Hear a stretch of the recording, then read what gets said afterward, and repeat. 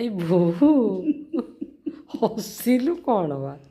ହଉ କ'ଣ କଥା କହିବୁ କହୁଥିଲୁ ପରା? କ'ଣ ମଜା ଗପ କହିବୁ ନା ପୌରାଣିକ? ପୌରାଣିକ ମଜା କଥା। ହଉ ଠିକ୍ ଅଛି, ତୁ ଯାହା ପାରୁଛୁ କହ।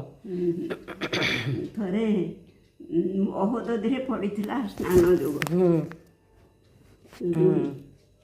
ଦେବତା ଋଷି ମୁନି ଋଷି ଆଉ ସମସ୍ତେ ଜନସମାଜ ସମସ୍ତେ ଯାଇଥିଲେ ମହୋଦଧିରେ ସ୍ନାନ କରିବାକୁ। ଅଗସ୍ତ୍ୟ ବି ଯାଇଥିଲେ। ଅଗସ୍ତ୍ୟଙ୍କୁ ଦେଖି ଋଷିମାନେ ସବୁ ନାକରେ ହାତ ଦେଇ ହସିଲେ। କାହିଁକି ହସିଲେ? ଯେମିତି ଅଗସ୍ତ୍ୟ ରାଗି କି?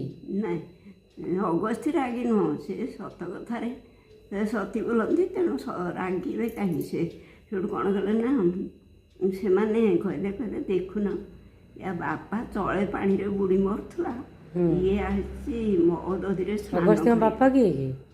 ତାଙ୍କ ବାପା ହେଉଛନ୍ତି କୁମ୍ଭ ଋଷି। କୁମ୍ଭ ଋଷି, କୁମ୍ଭରୁ ଜନ୍ମ ତାଙ୍କର।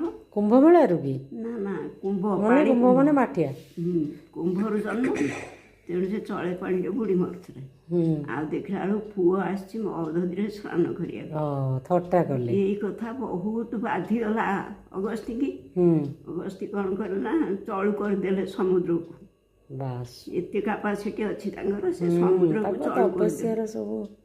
ସମୁଦ୍ରକୁ ଯେମିତି ଚଳୁ କରିଦେଲେ, ସବୁ ଜଳ ଜୀବମାନେ ପଡ଼ିଗଲେ ଶୁଖିଲାରେ, ଛଟପଟ ଛଟପଟ ହେଲେ, ଚହଳ ପଡ଼ିଗଲା ସୃଷ୍ଟି।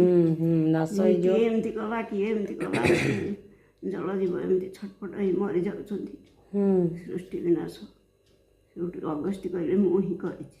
କାହିଁକି ଏମିତି କଲେ ନା, ଏମିତି ମୋତେ ଥଟ୍ଟା କରି କହିଲେ, ତେଣୁ ମୁଁ ଏମିତି ମନ ଦୁଃଖରେ ଏମିତି କରିଛି। ତାପରେ ସମସ୍ତେ ଅଗସ୍ତ୍ୟଙ୍କୁ ଅନୁରୋଧ କଲେ, ଆଉ ଭୁଲ ମାଗିଲେ, କ୍ଷମା ମାଗିଲେ, ଆମର ଭୁଲ ହେଇଯାଇଛି, ଆମେ କହିଛୁ, ତେଣୁ ଏ ଜୀବମାନଙ୍କୁ ବଞ୍ଚାଅ। ତାପରେ ଜଳ ଛାଡ଼ିଲେ, ସବୁ ଜୀବମାନେ ବଞ୍ଚିଲେ। ଆଉ ଏଇରା ସରିଗଲା। ସରିଗଲା। ଆଉ ବଢ଼ିଆ କଥାଟା।